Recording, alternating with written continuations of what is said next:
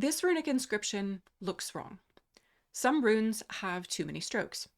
Others are missing twigs that they should have, and that seems not to be a mistake. It actually seems to be the point. Tørvika B isn't encrypted with a formal cipher system. It's hidden by manipulating the visibility of the message itself, by breaking the visual rules of runic writing.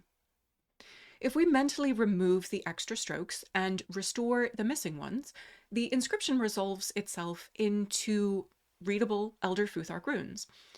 The most plausible reading is a spoken command. Leave, here you grow numb.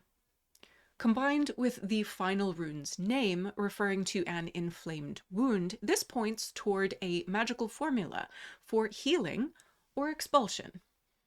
In longer inscriptions, we see the impulse for secrecy formalized into binary or substitution systems, but here secrecy is immediate and embodied. Tørvika B suggests that this migration-era rune writer didn't need complex systems to produce secrecy or magic. Sometimes, simply breaking visual expectations is enough.